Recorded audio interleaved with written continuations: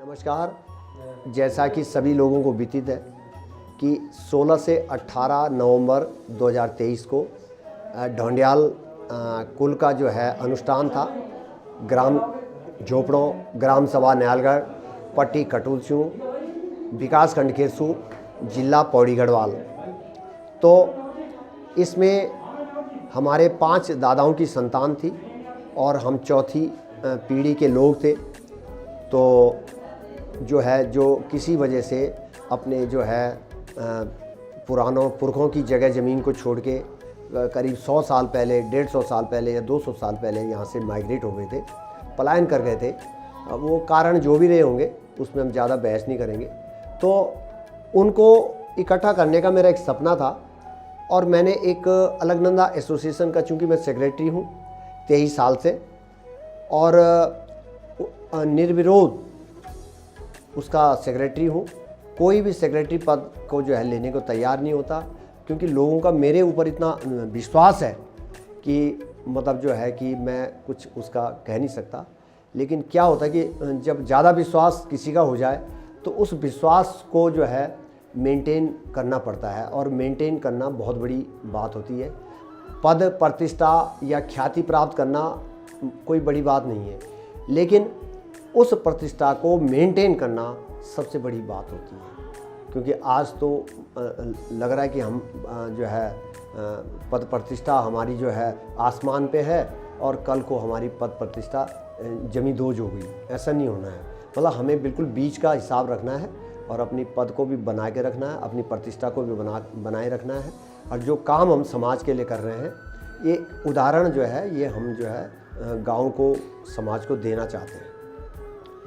तो इसी सिलसिले में मैंने एक अपनी स्मारिका छापी। 23 साल हो गए थे, जिसका नाम था अलकनंदा एसोसिएशन की स्मारिका, सोविनेर ऑन अलकनंदा एसोसिएशन। ये मैंने इसकी 200 प्रतियाँ छपवाई और इनकी कॉस्ट थी 1.25 लाख, जो कि मैंने अपने सेवानिवृत्ति के बाद ये पैसा अपनी जेब से दिया। इस किताब की 2 चीज़ें मज़ेदार हैं। एक तो इसमें किसी भी राजनेता का इसमें संदेश नहीं। अब वहाँ पर जब नवंबर में जो है एक हमारे कुल की बहू थी सुनीता ढोंडियाल, उन पे जो है देवी आई, तो उन्होंने मेरे को पूछा कुल देवी कौन है। मेरे को कुल देवी का पता नहीं था। फिर उन्होंने बोला कि भाई आपकी कुल देवी है, हमारी गौरा देवी ग्राम देवी है, भैरवनाथ हमारे जो है ग्राम देवता है, इनका तो मुझे पता था। हमारे जो है कुल देवता नरसिंह भगवान है, हमारे इष्ट देवता जो है बद्रीनारायण भगवान है, और हमारे रक्षक है हनुमान जी।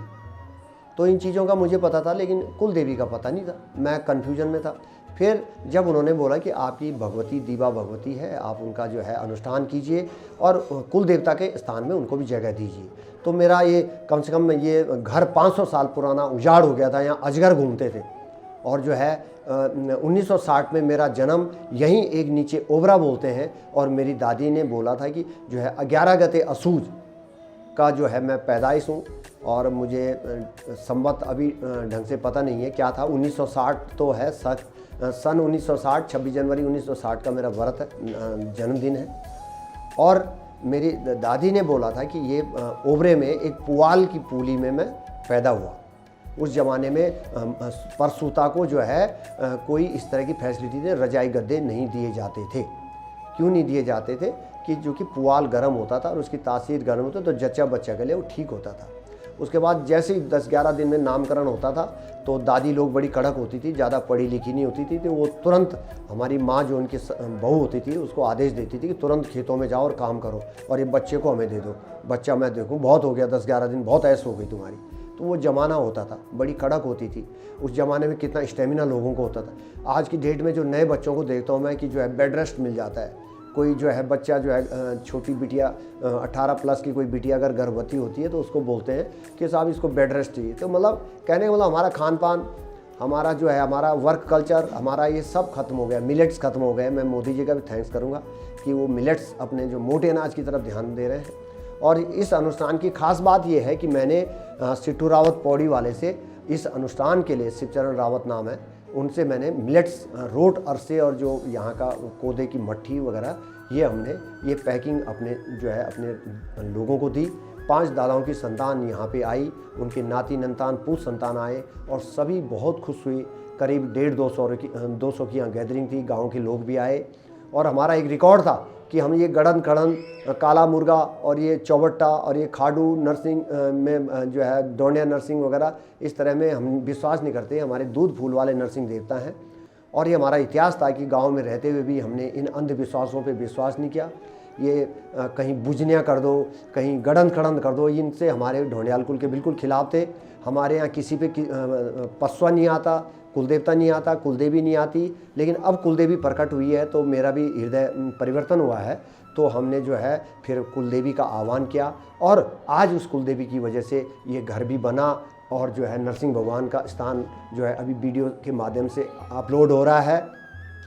और अंत में मैं ज़्यादा लंबा नहीं बोलते हुए अब मैं अंत में यही कहूँगा कि जो है दीवा भगवती हमारी रक्षा करे, कुलदेवता नरसिंह भगवान हम सबों की रक्षा करे, इवन हमारे सारे गांव की रक्षा करे, हमारे ग्राम सभा की रक्षा करे, हमारे विकास खंड की रक्षा करे, हमारे पूरे डिस्ट्रिक्ट पौड़ी की रक्षा करे। इसके अलावा हमारे इष्ट देवता बद्रीनारायण भगवान है, वो तो पूरे हिंदुस्तान के क्या वो विदेशों के भी बद्रीनारायण भगवान है, नर नारायण। और आज हमने 8 इंच की मूर्तियाँ जो अंदर थर पे जाते हैं अपने स्थापित किया। पहले हनुमान जी की मूर्ति है, उसके बाद जो है नरसिंह देवता की मूर्ति है, उसके बाद जो है नरनारायण की मूर्ति है, उसके बाद दीवा भगवती की मूर्ति आपको स्पष्ट नज़र आ रही है। और पहले ये एक ढेबरा हुआ करता था, ढेबरे को डिसमेंटल करके पूरा मकान डिसमेंटल करके और जो स्थान जो है उसी वही दशा दिशा में उसको नीचे लाए हैं। और ये काम बिना जो है गतिरोध के, बिना निर्विवाद और इतना संपन्न हुआ। और जितने भी मेरे लोग आए थे, जितने भी हमारे ढोंडियाल कुल के लोग आए थे, सब गदगद हुए। और आगे भी अब 6 महीने साल भर में एक अनुष्ठान और होगा और दीवा भगवती और कुलदेवता नरसिंह भगवान और सभी देवताओं की अगर कृपा रही तो ये सब अच्छा होगा। और अंत में मैं यही कहूँगा, जय नरसिंह देवाय नमः, जय देवी कुलदेवी, दीवा भगवती, जय इष्ट देवता बद्रीनारायण भगवान की जय हो, जय ढामकेश्वर महादेव की।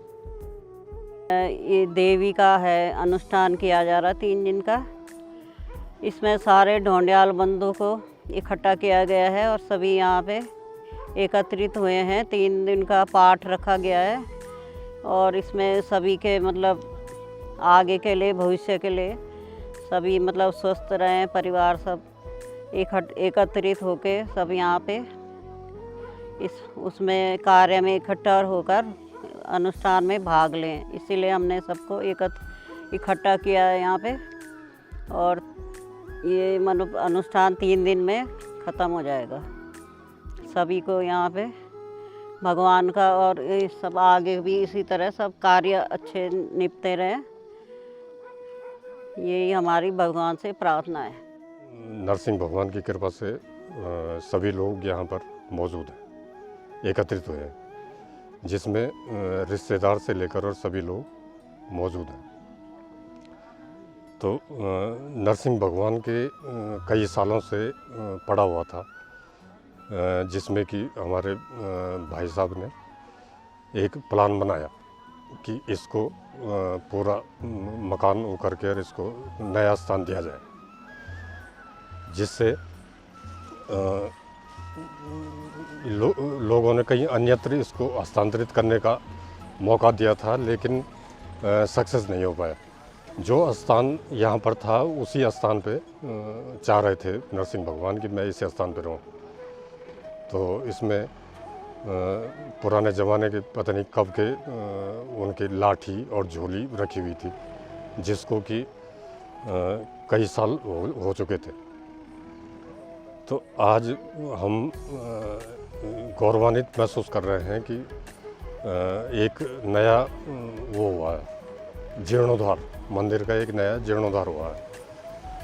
तो वैसे तरह तरह की भ्रांतियां हैं। एक बार मैं यहाँ से सुमाड़ी हाई स्कूल में पढ़ने के लिए जाता था, तो पैदल जाना पड़ता था। महज 16 से 17 साल की एज रही होगी, जिसमें उस टाइम घड़ी और रेडियो कोई वो नहीं था, उसका ज़माना नहीं था। तो 2:30-3 बजे करीब मैं यहाँ से घर से निकल गया और 2:30-3 बजे टाइम का पता नहीं था, जिससे कि ये पता चल नहीं पाया कि कितना टाइम हो रहा है। 2:30-3 बजे फ्रेश भी हो लिए, पराठे भी खा लिए और मैं इसके बाद जंगल होते हुए, इतना साफ़ सफाई थी नहीं और न इधर कोई रोड का साधन था। और मुझे नियालगढ़ जाना था। नियालगढ़ से कुछ लोग साथ में जाते थे और एट ए टाइम 7 o'clock पे हमको सोमाड़ी में पहुंचना था सवेरे। तो जब मैं वहाँ पहुँचा तो वो सब सो रहे थे। तो मैंने देखा कि मैंने कही तो अभी सो क्यों रहे हैं, तैयार क्यों नहीं हो रहे हैं। तो उन्होंने कहा कि अभी तो रात है, कुछ देर लेट जाओ। फिर मैं कुछ देर उनके साथ में लेटा और फिर तब वो तैयार हुए, फिर हम गए फिर स्कूल। तो इसलिए जीवन में कई तरह के वो आए संघर्ष, और ये नरसिंह भगवान की कृपा रही कि जिससे हम लोग फलदायी रहे और उनके होने से यहाँ पर कोई ऐसी अपरिचित घटनाएं नहीं सुनाई दी कि जैसे कोई बाघ ने खा दिया या कुछ हो गया।